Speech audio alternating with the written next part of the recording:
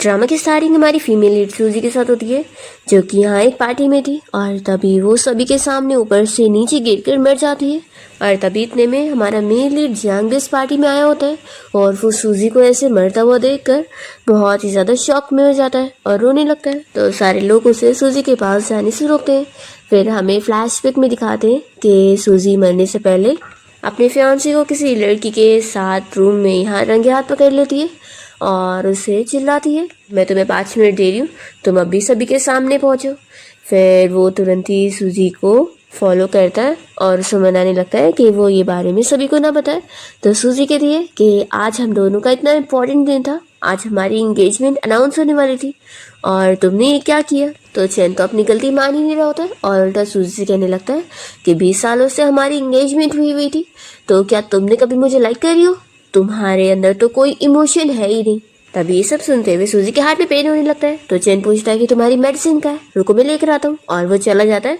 और तभी सूजी यहाँ पर बहुत ही पेन में होती है और फिर वो यहाँ नीचे गिर जाती है। फ्लैशबैक यहाँ खत्म होता है और हम देखते हैं जियांग को, जो कि सूजी का फ्यूनरल अटेंड कर रहा होता है और फिर वो सूजी की बॉडी को यहाँ अपने साथ अपने घर में ले आता है और उसे देखकर उससे बातें करने लगता है और उसे कहने लगता है कि तुम फिक्र मत करो, मैं तुम्हारी मौत का बदला लूँगा और उन लोगों को मारने के बाद मैं तुम्हें भी आके ज्वाइन करूँगा। ऐसा बोल के वो रो रहा होता है। इतने में यहाँ पर जियांग के ग्रैंडपा पहुँच जाते हैं और उसे चिल्लाने लगते हैं कि तुम फ्यूनरल हॉल से सूजी की लाश को यहाँ चुरा के लेकर आए हो, आखिर कब तक तुम ऐसे पागल रहने वाले हो। 4 साल पहले तुम सूजी से मिले थे और तुम लोग सिर्फ 2 महीने ही एक साथ रहे थे और इतने में तुम उसके पीछे इतना पागल हो चुके हो कि मरने के बाद भी उसी के लिए पागल हो रहे हो। अभी हमारी पूरी फैमिली तुम पर ही डिपेंड करेगी। और फिर वो अपने गार्ड का ऑर्डर देने लगते हैं और फिर जियांग का जो डॉक्टर फ्रेंड है वो इसे एक इंजेक्शन लगाता है ताकि उसकी याददाश्त चली जाए और वो सूजी को भूल जाए। और फिर गार्ड यहाँ से जियांग को लेकर चले जाते हैं उसके ग्रैंडपा के ऑर्डर पर और फिर ग्रैंडपा सूजी से बात करने लगते हैं कि तुम कितनी बेचारी बची थी, लेकिन अच्छा है कि अब मरने के बाद तुम अपनी ग्रैंडमा के घर में ही हो। और फिर यहाँ पर जियांग के ग्रैंडपा सूजी की ग्रैंडमा का एहसान चुकाने के लिए ऑर्डर देने लगते हैं कि अब वो मर गई है तो क्या हो गया, उसकी लाश का यहाँ पर अच्छे से ध्यान रखा जाना चाहिए। फिर हम देखते हैं सूजी को, जिसे होश आ रहा होता है और उसे याद आता है कि वो तो ऑपरेशन रूम में ही मर गई थी। वो बहुत ही ज़्यादा शॉक हो जाती है उठने के बाद कि वो 3 साल बाद के टाइम पे रीबॉर्न हो गई है। फिर सूजी को याद आ रहा होता है कि जो वो पार्टी वाला दिन था उस दिन ही उसे किसी ने मेडिसिन पकड़ाया था और उस मेडिसिन में ही लगता है कुछ गड़बड़ी थी, तभी वो उसको खाने के बाद ही मर गई। सूजी सोच में होती है कि उसकी जो फैमिली का ही कोई बंदा है जिसने उसे मारा है और वो सोचती है कि अब उसे एक और मौका मिला है अपनी लाइफ स्टार्ट ओवर करने का, तो इस बार वो पता करके रहेगी कि आखिर उसे किसने हार्म करने की कोशिश किया था और उन्हें वो सबक सिखाएगी। फिर सूजी सबसे पहले तो डिसाइड करती है कि मुझे अपनी जो फैमिली को इस बारे में बिल्कुल पता नहीं लगने देना है कि मैं वापस आ चुकी हूँ, इसलिए मुझे अपने डॉक्यूमेंट्स को रिप्लेस करवाना होगा और कोई दूसरी जगह ढूंढनी होगी रहने के लिए। सूजी को लेकिन ये समझ नहीं आ रहा होता है कि आखिर मैं अपने पुराने घर में हूँ कैसे, यहाँ पर तो कोई है भी नहीं। फिर वो घर से बाहर आ जाती है और चलते चलते रोड पे आ जाती है। इतने में उसके सामने एक कार आके रुकती है, तो सूजी तो लाइट की चमक से शॉक हो जाती है और नीचे गिर जाती है। तभी जियांग कार से बाहर निकलता है और सूजी उसे देखती पहचानती है कि जियांग, हम लोग कितने टाइम बाद मिल रहे हैं। पर जियांग तो अब सूजी को भूल चुका है, इसलिए वो कहने लगते हैं कि क्या मैं तुम्हें जानता हूँ। इतने में सूजी तो फिर बेहोश हो जाती है और जियांग को लग रहा होता है कि वो एक्टिंग कर रही है और ये बस उन लोगों का फ्रॉड है। पर जब वो उठती नहीं है तो फिर जियांग उसे उसके पास जाकर चेक करता है और देखता है कि वो तो सच में बेहोश है। तो फिर वो सीधा उसे उठा के अपने घर ले आता है और जब वो यहाँ सूजी को अंदर उठा के लेकर आता है तो फिर वो मेड को ऑर्डर देता है कि मैंने एक फ्रॉड लड़की को लेकर आया हूँ, तुम यहाँ पर मेरे डॉक्टर फ्रेंड को बुलाओ। फिर मेड जैसी सूजी को देखती है तो वो तो शॉक रह जाती है और फिर वो तुरंत ही जियांग के ग्रैंडपा को कॉल करके इस बारे में बता देती है। फिर जब जियांग का डॉक्टर फ्रेंड घर आता है तो वो बहुत ही ज़्यादा शॉक होता है और मेड से कहता है कि तुमने मुझे बताई कि वो सूजी अभी जिंदा है, लेकिन ओल्ड मास्टर ने तो मुझे जियांग को इसलिए हिप्नोटाइज करने बोला था ना, ताकि वो ये भूल जाए कि सूजी अब मर चुकी है और वो बिल्कुल भी उसे याद ही ना रखे। फिर मेड कहने लगती है कि मास्टर का ऑर्डर है कि अगर वो सच में सूजी है जो कि मरने के बाद अब जिंदा हो गई है तो उन्होंने कहा है कि हम उसका अच्छे से ख्याल रखें। फिर हान जब यहाँ सूजी को चेक करने आता है तो वो उसकी हार्ट बीट, पल्स और उसकी आंखें सब चेक करने के बाद कहता है कि सब आखिर नॉर्मल है, तो यानी ये सच में इंसान है। जियांग कहता है कि बकवास करना बंद कर, आखिर वो इंसान है ना, तभी तो फ्रॉड करेगी ना। और फिर जियांग यहाँ पूछने लगता है कि वो जी पाएगी कि नहीं, तो उसका फ्रेंड बताता है कि हाँ। तो फिर जियांग ऑर्डर देता है कि ठीक है फिर इस लड़की को बाहर फेंक दो। तो मेड तुरंत ही मना करने लगती है कि नहीं, हम इसे नहीं निकाल सकते। वो बताती है कि वो हमारे नेबर वाले घर में से आई है और असल में वहाँ पर उसकी बॉडी थी और वो जिंदा हो चुकी है। और ओल्ड ग्रैंड माँ वैन जब जिंदा थी तो उन्होंने हमारी फैमिली की बहुत हेल्प करी है, इसलिए हमें उनकी ग्रैंड डॉटर को यहाँ पे रखना चाहिए और उसका ख्याल रखना चाहिए। तो जियांग कहता है कि अच्छा, तो ये लड़की मर के जिंदा हो गई है, तो क्या तुम लोगों का दिमाग खराब हो गया या फिर मेरे कान खराब हो गए जो मुझे कुछ और सुनाई दे रहा है। जियांग कहता है कि ठीक है फिर मैं इस मैटर को इन्वेस्टिगेट करूंगा और तुम लोग इसका ख्याल रखो। ऐसा बोल के वो यहाँ से चला जाता है। फिर मॉर्निंग में हम देखते हैं कि जैसे ही सूजी की नींद खुलती है तो उसे याद आता है कि कल रात वो जियांग की कार के सामने बेहोश हो गई थी और वो इसे अब अपने घर ले आया है। तो ये सोचती है कि जियांग ने मुझे अपनी वो फैमिली में लेकर आ गया है। फिर सूजी यहाँ उठने की कोशिश कर रही होती है, पर वो जैसे ही अपने हाथ पे जोर डालती है तो उसे बहुत ज़्यादा ही पेन होने लगता है। फिर इतने में जियांग आ जाता है और उसका हाथ की मूंछ ठीक करता है और कहता है कि तुम कितनी ज़्यादा नाजुक हो, तो तुम सच बताओ कि कहीं तुम सच में मर तो नहीं गई और तुमने किसी की बॉडी पोजेस कर ली हो। नहीं सूजी। तो वो कहती है कि मैं सच में सूजी ही हूँ। जियांग उससे पूछने लगता है कि तुम नेक्स्ट डोर वाली ग्रैंड माँ वैन की ग्रैंड डॉटर हो ना, तो तुम्हारी ग्रेव तो वांजो में, तो तुम यहाँ नेक्स्ट डोर क्या कर रही थी। तो सूजी कहती है कि तो मुझे भी नहीं पता। और फिर वो सोचने पड़ जाती है कि आखिर एग्जैक्टली मुझे किसने मारा है और किसने मेरी बॉडी को यहाँ तक लेकर आया। मुझे इस बारे में सब कुछ धीरे धीरे इन्वेस्टिगेट करना होगा। फिर जियांग से कहने लगता है कि अगर तुम सच में सूजी हो, वैन फैमिली की डॉटर, तो मैं तुम्हें यहाँ से वांजो शहर भेज दूंगा। लेकिन अगर तुम मेरी वो फैमिली की कोई स्पाई निकली ना जो यहाँ हम पर नजर रखने आई है और मेरी फैमिली को नुकसान पहुँचाने आई है, तो फिर मैं तुम्हें फिश पॉन्ड में डाल दूंगा ताकि फिश तुम्हें खा ले। सूजी सुनकर कहती है कि तुम्हारी फिश इंसान खाती है। जियांग इस पर गुस्से में कुछ नहीं कहता और सूजी कहने लगती है कि देख लो मैं अभी कितनी ज़्यादा कमज़ोर हूँ, ऐसे में मैं कहाँ ही कुछ कर पाने वाली हूँ, मैं तो ब्यूटी ट्रैप के अलावा कुछ और यूज़ भी नहीं कर सकती हूँ। और फिर वो याद करती है कि इसने तो उसे पहचाना भी नहीं था। तो वो कहती है कि तुम्हें तो मैं सच में याद ही नहीं हूँ। जियांग फिर भी इस पर बिलीव नहीं कर रहा होता और कहने लगता है कि मैं सिर्फ तुम्हें 3 दिन तक यहाँ पे रखने वाला हूँ, उसके बाद तुम ठीक हो के यहाँ से चली जाना।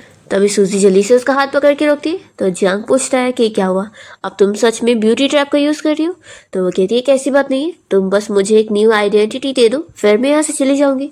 ये सुनते के साथ ही जियांग सोचता है कि जब वो अब यहाँ से जाने की बात कर रही है तो मुझे आखिर बुरा क्यों लग रहा है। सूजी बताती है कि देखो अब मैं 3 सालों से मर चुकी हूँ तो मेरा रहना इलीगल होगा, इसलिए मुझे एक नई आइडेंटिटी की ज़रूरत है, तभी मैं कहीं और जाके रह सकती हूँ, नहीं तो फिर मैं यहाँ से कहीं और जा ही नहीं पाऊंगी। जियांग उसके पास आता है और कहता है कि अब मैं तुम्हारी हेल्प करूंगा कि नहीं ये उस पर डिपेंड होगा कि तुम मुझे कितना सच बताती हो। मैं उम्मीद करता हूँ कि तुम मुझसे कोई झूठ ना बोल रही हो। ऐसे बोल के वो चला जाता है। सूजी यहाँ पर फिर सोचने लगती है कि मैं ऐसे ही हाथ पे हाथ रख के नहीं बैठ सकती हूँ कि कोई आकर सामने से मेरी हेल्प करेगा, मुझे खुद ही कुछ करना होगा। और फिर वो तुरंत ही यहाँ से निकलती है। फिर सूजी स्टडी रूम में आ जाती है और इस बारे में अच्छे से सोच रही होती है कि उसके मरने के बाद उसकी ग्रैंड माँ का जो घर है वो ऑक्शन में बिक गया होगा, लेकिन उसके ही घर में उसकी बॉडी है।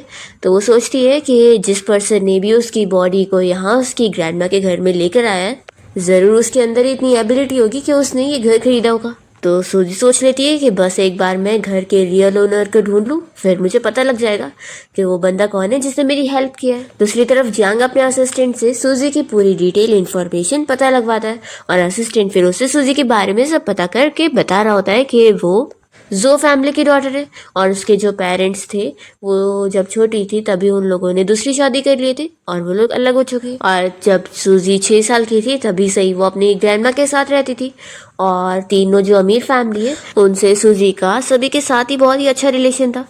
तो जियांग पूछने लगता है कि आखिर उसकी मौत कैसे हुई। तो असिस्टेंट कहता है कि इन्फॉर्मेशन के हिसाब से तो सूजी का सभी के साथ ही बहुत ही अच्छा रिलेशन था। उसकी जो हाफ सिस्टर थी और उसके अडॉप्टिव डैड जो थे उनसे भी उसका रिलेशन ठीक था, पर बस बात ऐसी थी कि वो बीमार रहती थी और एक दिन अचानक से मर गई। जियांग फिर सूजी की बातों के बारे में याद करता है और अपने असिस्टेंट से पूछता है कि तुम श्योर हो कि ये लड़की सच में मर चुकी है?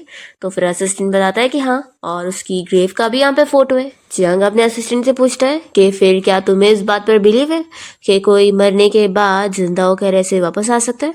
तो असिस्टेंट पूछता है कि बॉस, क्या आपको भी शॉर्ट ड्रामाज में इंटरेस्ट है और आपको रीबर्थ वाली स्टोरी पसंद है? जियांग गुस्सा हो जाता है और कहता है कि तुम निकलो यहाँ से। फिर जियांग का असिस्टेंट जैसे ही बाहर निकलता है तो सूजी उससे पूछती है कि क्या जियांग अंदर है? तो अभी इसे देखकर असिस्टेंट तो बेहोश होकर नीचे गिर जाता है। और फिर जियांग भी जैसे बाहर निकलता है तो सूजी उसे कहती है कि इसमें मेरी कोई गलती नहीं है, और वो पीछे गिरने वाली होती है तो जियांग जल्दी से उसे पकड़ता है। और फिर सूजी के पैर यहाँ पर हिल नहीं रहे होते तो जियांग उसे उठा लेता है और तुरंत ही अपने असिस्टेंट को बोलता है कि उसके डॉक्टर फ्रेंड को यहाँ पर बुलाए। और फिर हान यहाँ घर पे आके सूजी का चेकअप करता है और इस बारे में जियांग को बताने लगता है कि उसने आज तक ऐसे सिम्टम कभी नहीं देखा। उसका टेम्परेचर बिल्कुल नॉर्मल है, लेकिन उसके सारे ऑर्गन फेल हो चुके हैं। साथ ही उसकी हड्डियां भी इतनी कमजोर हो गई है कि कभी भी टूट सकती है, पर उसकी सांसें अभी भी चल रही है। ऐसा तो आज तक उसने कभी नहीं देखा, ऐसा वो जियांग को कहता है।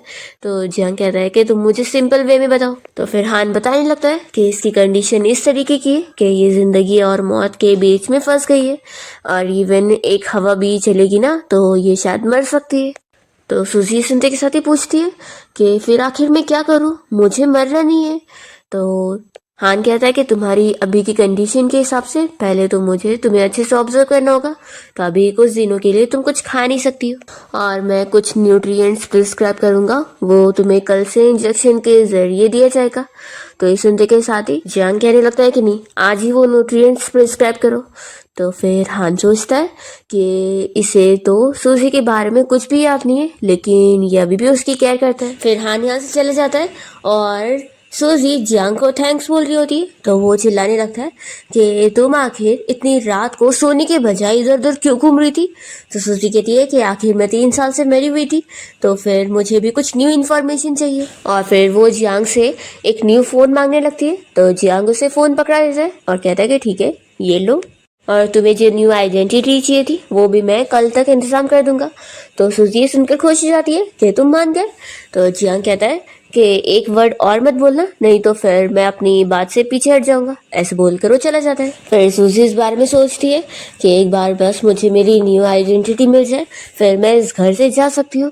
लेकिन अभी जो मेरी फिजिकल कंडीशन है उस हिसाब से ही मुझे उस पर्सन को भी ढूंढना होगा जो मेरी हेल्प कर सके। फिर सूजी को प्रॉपर्टी डॉक्यूमेंट में जो नंबर मिला होता है ओनर का, तो वो उसी नंबर पे कॉल करती है, पर वो फोन नंबर बंद बताता है। दूसरी ओर हम देखते हैं कि जियांग अपने असिस्टेंट को समझा रहा होता है कि सूजी के बारे में कुछ भी लीक नहीं होना चाहिए और उसके बारे में अभी सीक्रेट रहना चाहिए, और वो उसकी न्यू आइडेंटिटी अरेंज करने के लिए बोल रहा होता है, यानी कि अब वो उसे अपनी फैमिली का मेंबर बना रहा होता है।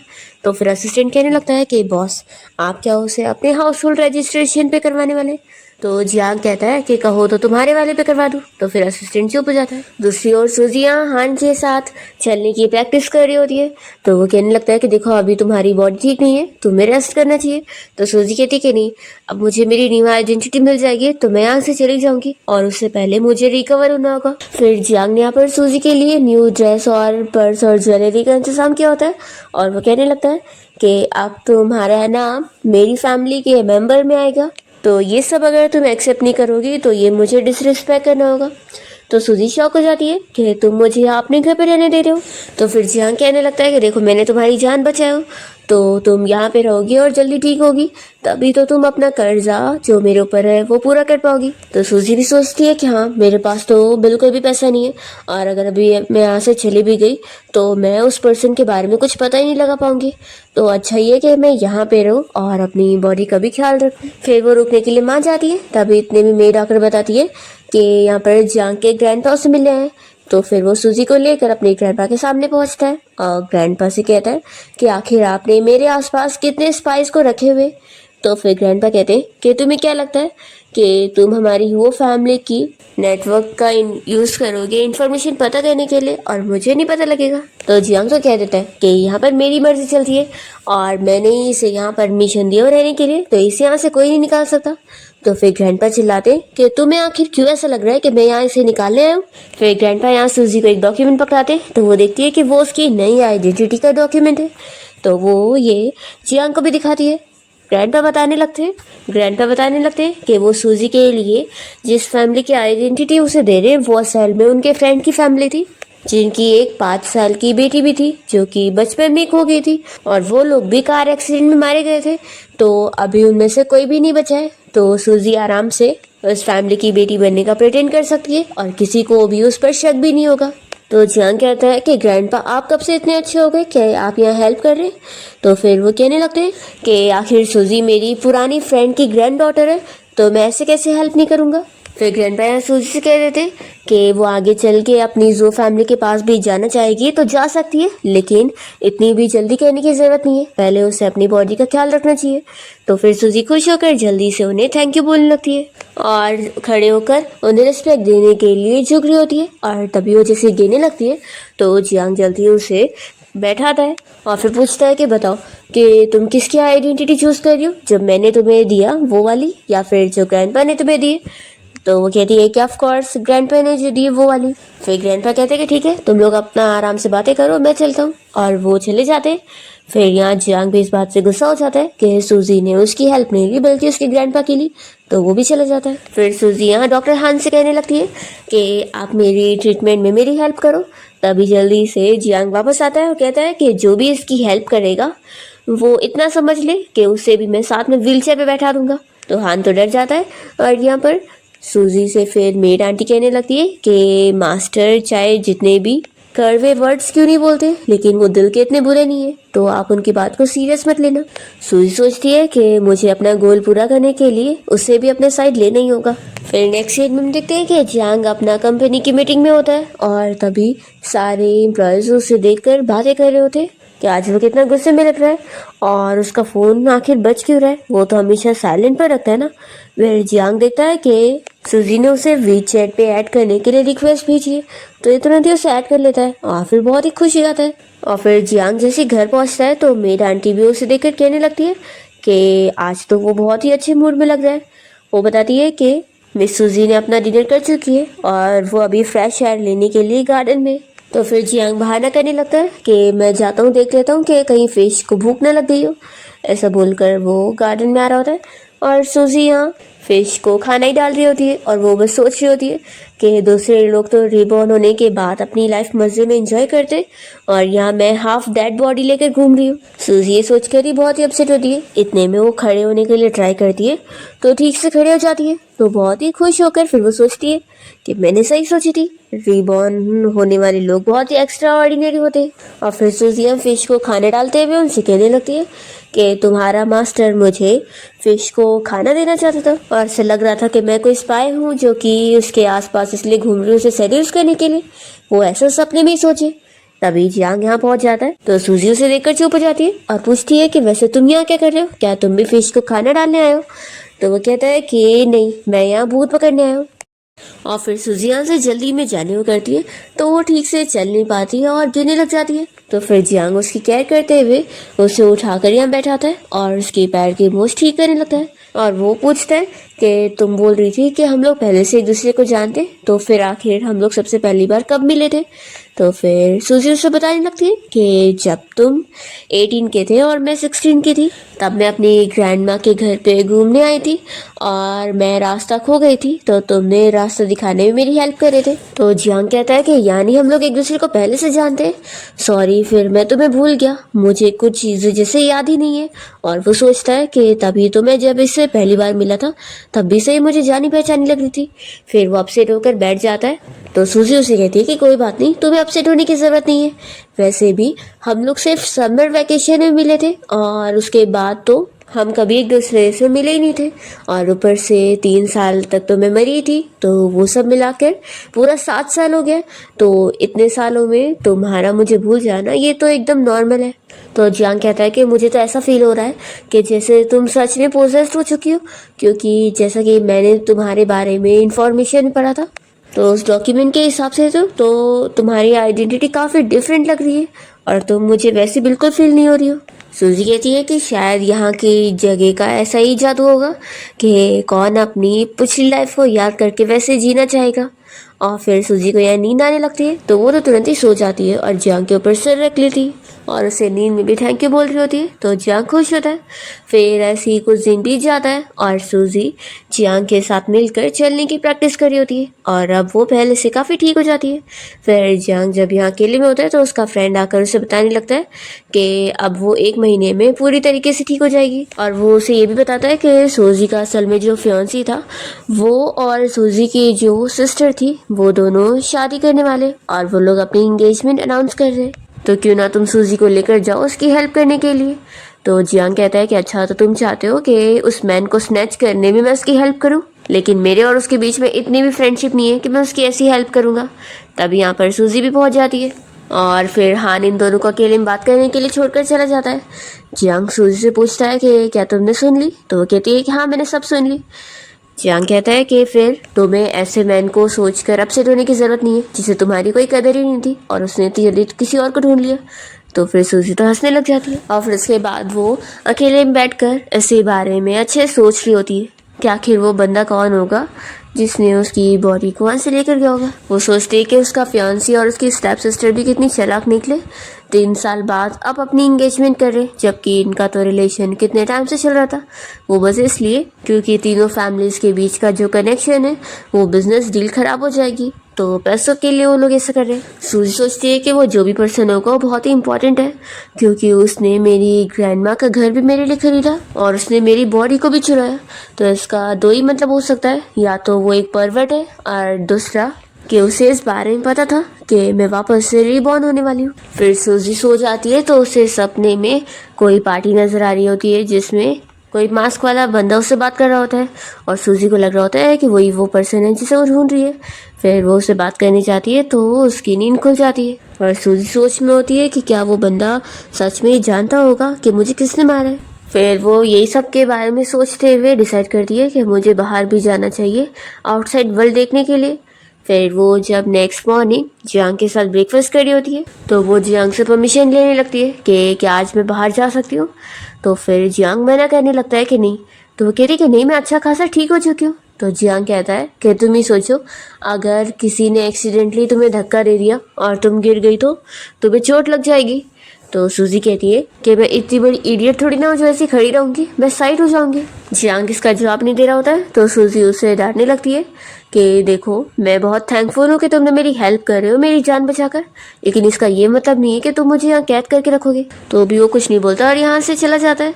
तो सूजी फिर उसकी ड्राइंग बनाकर उसके ऊपर गुस्सा निकाल रही होती है और सोचती है कि पहले तो वैसा नहीं था। फिर फ्लैशबैक में हम देखते हैं कि दोनों कैसे आपस में बहुत ही अच्छे फ्रेंड बन गए थे और सूजी अपने घर से निकलकर जियांग से मिलने भी जाया करती थी और उसे अपनी ग्रैंडमा का बनाया हुआ केक भी देती थी और उसने बोली थी कि बदले में वो भी उसकी हेल्प करे और उससे बिजनेस करना सिखाए। तो जियांग ने उससे पूछा था क्या उसकी जो फैमिली ने उससे बिजनेस ही सिखाई।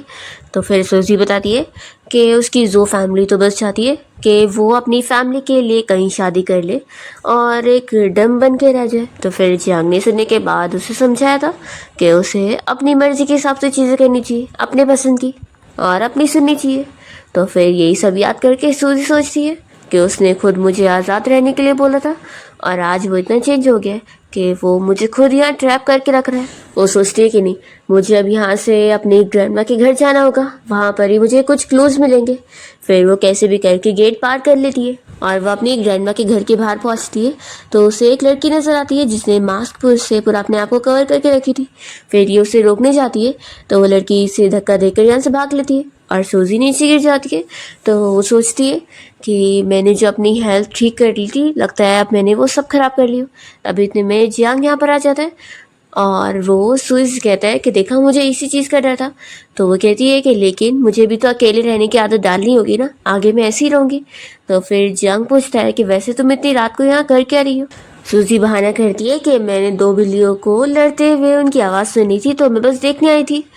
तो जियांग कहता है कि तुम कोई ऐसा बहाना बना सकती हो जिस पे बिलीव भी किया जा सके। तो सूजी उसे रोकती है और उसे कहने लगती है कि देखो अगर मैं ऐसे बाहर नहीं आऊँगी तो फिर आखिर मैं एक मरी हुई पर्सन की तरह ही तो रहूँगी ना, फ़र्क क्या पड़ेगा फिर। मुझे वैसी लाइफ बिल्कुल नहीं चाहिए, मुझे ज़िंदा लाश थोड़ी ना बनना है, मैं तो अच्छे से जीना चाहती हूँ। तो फिर जियांग कहने लगता है कि तुम्हें मैंने बचाया हूँ और अगर तुम्हें कुछ भी नुकसान होगा तो मुझे अच्छा नहीं लगेगा। वो कहता है कि ठीक है, अब से यहाँ से तुम्हें कहीं पे भी बाहर जाना होगा तो मैं तुम्हारे साथ चलूँगा। तो सूजी उसे हक करके थैंक यू बोलने लगती है और वो अपने हाथ में एक चिट देख रही होती है जो कि उसी लड़की ने उसे दी थी और सूजी को अब उस जगह पर जाने का होता है। फिर नेक्स्ट सीन में देखते हैं कि सूजी जियांग के साथ एक टी शॉप में आ जाती है और वहाँ पर वो बॉस से पूछती है कि मुझे क्या यहाँ पर पार्ट टाइम वर्क मिलेगा। तो सुनते के साथ ही जियांग पूछता है कि तुम ये क्या बोल रही हो। तो फिर सूजी उसे कहती है कि देखो मुझे आउटसाइड वर्ल्ड में जाकर चीज़ें सीखनी है ना, तो मुझे यहाँ पर काम करने दे दो। वैसे भी ये जगह हमारे घर से बहुत ही ज़्यादा नज़दीक है, मैं इजीली यहाँ पर आ जा सकती हूँ और वैसे भी तो मुझे रोज़ पिक करने आ जाना। जियांग मान तो जाता है लेकिन कह देता है कि अगर उसे कुछ भी हुआ ना तो फिर वो दूसरा मौका नहीं देगा। और फिर सूजी यहाँ इस टी शॉप के बॉस से यहाँ पर जॉब के लिए बात कर लेती है और तभी इतने में जियांग को कॉल आता है कि उसके डैड वापस आ गए। तो इस सुनने के साथ ही वो अपने डैड के बारे में याद करता है और हमें फ्लैशबैक में दिखाते हैं कि जियांग अपने डैड को चिल्ला रहा होता है और उनसे पूछता है कि सभी आपको प्रेसिडेंट कहकर बुलाते हैं, तो क्या वो आपकी असलियत जानते हैं कि कैसे आप अपनी वाइफ और बच्चों को घर पे मारते हैं।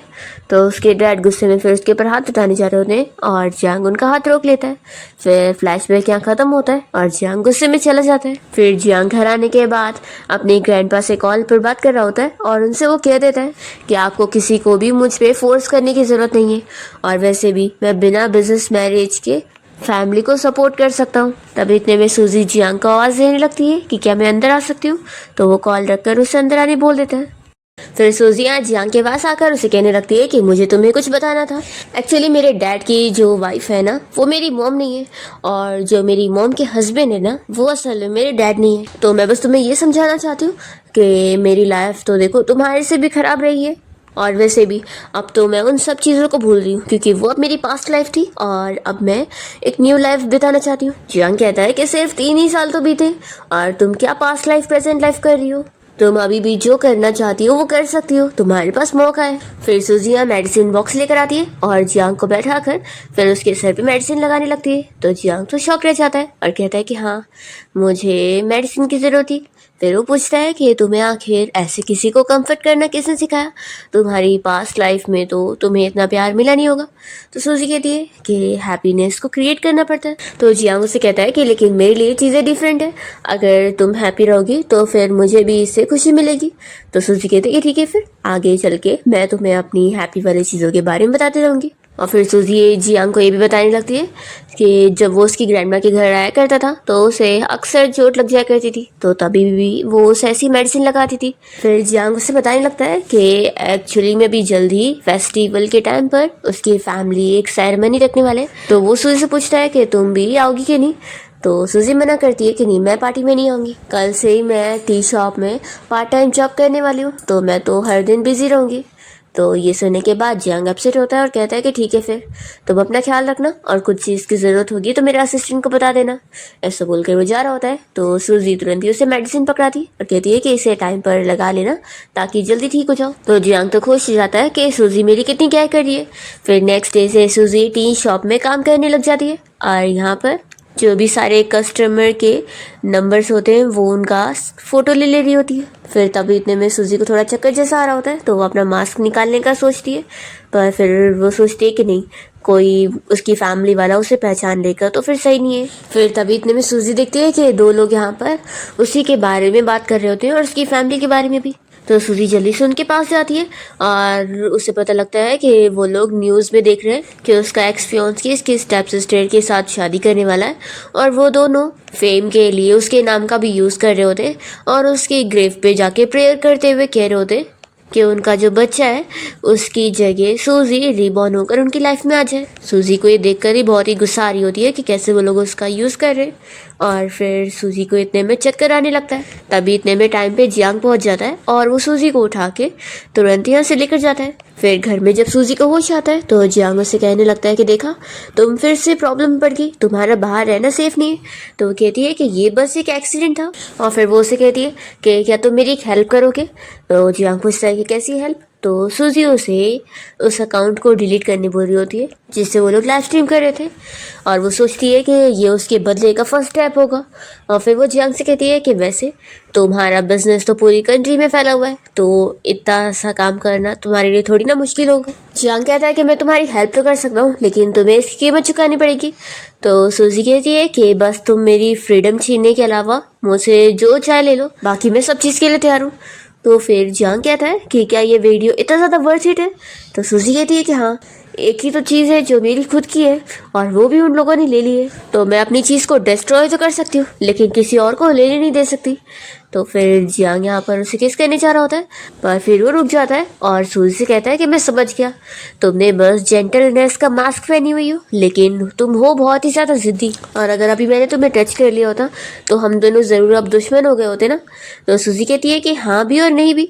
तो फिर वो कहता है कि मेरी आदत नहीं है सिर्फ माइंड गेम खेलने की। फिर वो एक शर्त रखता है कि कल फेस्टिवल है और अगर तुमने सबसे डिलीशियस केक ढूंढ के ला दी तो फिर मैं तुम्हारी हेल्प ज़रूर करूँगा। और फिर सूजी उसे पूछने लगती है कि वैसे तुम्हारी कंपनी तो कहीं और है और तुम यहाँ पर टी हाउस में क्या कर रहे थे। तो जियांग को फिर यहाँ बहाना बनाना पड़ता है और वो कहता है कि वो वहीं से ही गुजर रहा था और यहाँ पर आ गया। फिर दोनों जब यहाँ से वॉक करते हुए जा रहे होते हैं तो सूजी को देखकर जियांग से पूछता है कि वैसे तुमने बताई थी ना कि हम दोनों बहुत पहले मिले थे वैकेशन में, तो क्या तुम मुझे उस बारे में और बता सकती हो। तो सूजी कहती है कि वैसे भी बहुत टाइम हो गया तो इस चीज़ को भूलना बहुत ही नॉर्मल है, और वैसे भी हम नेबर्स हैं तभी हम दोबारा मिल पाए, नहीं तो हम लोग कभी मिलते भी नहीं। फिर तभी इतने में जियांग का सर दुखने लगता है तो सूजी उसे देखकर तुरंत ही उसे बैठाती है और उसके सर पे मसाज देने लग जाती है।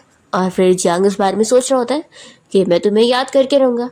फिर नेक्स्ट डे जियांग जब अपनी फैमिली के साथ यहाँ डिनर पे गया होता है तो वो अपने असिस्टेंट को मैसेज करके न्यूरोलॉजिस्ट का अपॉइंटमेंट लेने के लिए बोल रहा होता है। और तभी यहाँ डिनर के टाइम पर जियांग कुछ ऐसी चीज़ें बोल देता है कि उसके फैमिली वालों को उसकी बातें पसंद नहीं आती और उसके डैड भी उससे बहुत गुस्सा हो जाते हैं, तो वो उसकी मॉम को चिल्लाने लगते हैं और हाथ भी उठाने जा रहे होते हैं। तो जियांग तुरंत ही अपने डैड का हाथ पकड़ के मोड़ देता है। तो उसकी मॉम उसे रोकती है और कहती है कि आखिर वो तुम्हारे डैड है। तो फिर अपनी मॉम की बात सुनने के बाद जियांग उनका हाथ छोड़ देता है और यहाँ डिनर पे से उठ के चला जाता है। तो सारे लोग आपस में बातें कहने लगते हैं कि वो कितना ज़्यादा बदतमीज़ हो चुका है और इतना गुस्से वाला भी, आखिर ऐसे बंदे को वो लोग फैमिली का हेड कैसे बना सकते हैं। फिर हम देखते हैं कि सूजी भी यहाँ फेस्टिवल की पार्टी में आई होती है और वो सोचती है कि आखिर वो केक मुझे कहाँ मिलेगा। फिर वो तुरंत यहाँ पर जियांग को कॉल लगाने जा रही होती है, पर वो तभी उसको खड़ा होकर देख रहा होता है। फिर वो उसके पास आता है और कहने लगता है कि अब तो तुम पैसे भी कमाने लगी हो, तो क्यों ना मुझे खाने की ट्रीट दो। तो सूजी कहती है कि अभी मेरे पास इतने सारे पैसे नहीं है, तो मैं तुम्हें बस एक जूस की ट्रीट दे सकती हूँ, बाकी हम लोग डिनर घर पे करेंगे। फिर लोग जब घर आते हैं तो जियांग को फिर से कॉल आ जाती है और वो कॉल पे बात करने के लिए बाहर गया होता है। तभी इतने में जब मेड आंटी सूजी से सुनती है कि जियांग यहाँ पर आया हुआ है तो फिर वो सूजी को सब बता देती है कि कैसे वो फैमिली डिनर के लिए गया हुआ था और वहाँ पर उसका फिर से उसके डैड के साथ झगड़ा हो गया और इसलिए अभी वो उसका मूड बिल्कुल ठीक नहीं होगा। फिर जियांग जब यहाँ अकेले में बाहर बैठा होता है तो सूजी भी उसके पास आ जाती है और उसने जियांग के लिए सबसे डिलीशियस केक लेकर आ गई होती है। तो जियांग उससे पूछता है कि क्या तुम्हें मेरे बारे में सब पता लग गया। तो सूजी कहती है कि हाँ। जियांग पूछता है कि तुम्हें कुछ भी जानना नहीं है और क्या तुम मुझे वहाँ वापस नहीं भेजना चाहोगी। तो सूजी कहती है कि ऑफ कोर्स नहीं। वो उसे अपनी फैमिली का भी एग्जाम्पल देने लगती है कि कैसे है वो उनसे अपना पीछे छुड़ाना चाह रही थी क्योंकि वो लोग बस उसका यूज़ कर रहे थे, और उसकी स्टेप मॉम और उसकी स्टेप सिस्टर तो उसे बिल्कुल भी पसंद भी नहीं करती थी। वो बताती है कि मुझे भी हमेशा से अपनी लाइफ में फ्रीली जीना था, वैसे ही तुम भी कोई भी चीज़ों के लिए कॉम्प्रोमाइज़ मत करो। तभी इतने में जियांग खुशी के मारे जल्दी से सूजी को हक कर लेता है और फिर से कहता है कि ये बस उसकी फैमिली का ट्रेडिशनल वाला हक था, तो वो कुछ गलत ना समझे। फिर दोनों ही घर में आ जाते और तभी सूजी सोचती है कि मुझे अभी सबसे इम्पोर्टेंट काम करना है। फिर वो अकेले में यहाँ उस नंबर पे कॉल लगाती है जो उससे मिल गया था और वो सोचती है कि वही ओनर का कॉल होगा, पर तभी इतने में जियांग भी कॉल पे बात कर रहा होता है। तो सूजी देखती है कि वो तो किसी और से बात कर रहा है। वो सोचती है कि शायद मुझे उस पर डाउट करना ही नहीं चाहिए था। फिर इतने में वो अननोन बंदा सूजी का कॉल उठा लेता है और उसे बताता है कि उसे जानना है ना कि 3 साल पहले उसकी मौत कैसे हुई थी। तो ये जानने के लिए उसे वो फैमिली के गार्डन वाले ट्री के पास आना होगा और वहीं नीचे उसे उसके सवाल का जवाब मिल जाएगा। फिर सूजी रात में ट्री के पास खड्डा खोदने जाती है और तभी जियांग उसे देखकर उसके पास आ जाता है और पूछता है कि तुम इतनी रात में सोने के बजाय यहाँ पर क्या कर रही हो, ये कौन सा गेम है। तो सूजी कहती है कि बस मुझे याद आ गया कि हमने यहाँ पर कैप्सूल गाड़े थे तो मैं उसी को ही निकाल रही थी, लेकिन तुम्हें तो याद ही नहीं होगा। तो जियांग कहता है कि सॉरी मुझे याद नहीं है, तो एपोलॉजी के तौर पर मैं खुद तुम्हारी हेल्प करूँगा। और फिर वो यहाँ खड्डा खोदने में उसकी हेल्प करता है और तभी इतने में इन लोगों को यहाँ पर एक बॉक्स मिल जाता है। सूजी बड़ी खुश हो जाती है कि शायद उस बंदे ने जो उसे बोला था कि उसे जॉब मिल जाएगा तो इसे भी मिलेगा, इसलिए वो खुश हो रही होती है। पर जियांग को लगता है कि शायद हम दोनों के बीच की बहुत ही कीमती यादें जुड़ी हुई है, इसलिए ही वो इतनी खुश है, लेकिन मुझे कुछ भी याद नहीं आ रहा है। फिर तभी इतने में जियांग का सर दर्द होता देखकर सूजी तुरंत ही उसे साइड में लेके जाती है और उसे बैठाकर फिर उसका सर दबाने लगती है। जियांग कहता है कि मैं डेफिनेटली तुम्हें याद करके रहूंगा। तो सूजी कहती है कि इतनी भी कोई बड़ी बात नहीं है, वैसे भी मेरे लिए प्रेजेंट ज़्यादा इंपॉर्टेंट है, पास्ट नहीं। और वो मन में सोच रही होती है कि मैंने तो कई चीज़ें तुमसे छुपा के रखी हूँ और सच नहीं बताई हूँ। और वो उसे उस बॉक्स को ढूंढने के लिए थैंक यू बोलती है और यहाँ से जाने लगती है। और जियांग तो बस सोच रहा होता है कि चाहे कितनी भी हार्ट ट्रीटमेंट क्यों नहीं करवानी पड़े वो करवा के रहेगा ताकि वो सूजी को याद कर सके। फिर सूजी अपने रूम में आने के बाद उस बॉक्स को खोलती है तो उसके अंदर उसे कुछ पेपर्स मिलते हैं जो कि प्रॉपर्टी ट्रांसफर डॉक्यूमेंट होते हैं। उससे पता लगता है कि उसकी जो जो फैमिली की कंपनी थी उसे बेचकर पैसे कई अलग अलग लोगों में ट्रांसफर किए गए और उनमें से एक नाम सूजी के बॉस का होता है जिसका नाम पढ़ते ही वो पहचान लेती है। और फिर वो अपने बॉस से अकेले में बात करने जाती है और इस बारे में फिर वो डायरेक्टली जब पूछ लेती है तो वो तो बहुत ज़्यादा ही डर जाते हैं और कहने लगते हैं कि उनका इस गलत काम में कोई भी हाथ नहीं है, बस एक्चुअली में वो तो बस बीच के जरिए थे जिनके नाम पर वो पैसे ट्रांसफ़र किए गए थे। और वो बताते हैं कि वो 3 साल पहले एक मेडिसिन फैक्ट्री में काम करते थे जहाँ से भी उन्होंने काम क्विट कर दिए। ये सब के बारे में जानने के बाद तो सूजी सोचती है कि 3 साल पहले भी उसकी मौत ऐसी हुई थी क्योंकि उसे कोई मेडिसिन दिया गया था। फिर वो और इस सब के बारे में पूछ रही होती है कि आखिर किस बंदे ने उससे पैसे ट्रांसफ़र किया वगैरह, तो उन्हें इस बारे में कुछ नहीं पता होता। बस इतना वो बता देते कि उस फैक्ट्री का ओनर हुओ फैमिली का मिस्टर जियांग है। सूजी जाने के बाद शौक होती है और वो सोच में पड़ जाती है कि यानी उसकी मौत के पीछे जो फैमिली नहीं बल्कि हुओ फैमिली का हाथ। फिर वो अपने बॉस से बाद में भी इस बारे में विटनेस बनने के लिए बोल देती है और जब वो घर आती है तो वो इस बारे में सोच रही होती है कि क्या जियांग ने मुझसे झूठ बोला होगा। फिर वो सारी चीज़ें याद करती है कि वो तो उसका कितना अच्छे से ख्याल रखता है, तो वो समझ नहीं पाती और सोचती है कि शायद मुझे उस पर ट्रस्ट करना चाहिए। तभी इतने में जियांग यहाँ रूम में से मिलने आया होता है तो सूजी जल्दी से सारे डॉक्यूमेंट छुपा देती है और जियांग उसे बताता है कि उसे कल बिजनेस ट्रिप पर जाना है, तो वो सूजी को अपने साथ लेके जाना चाह रहा होता है।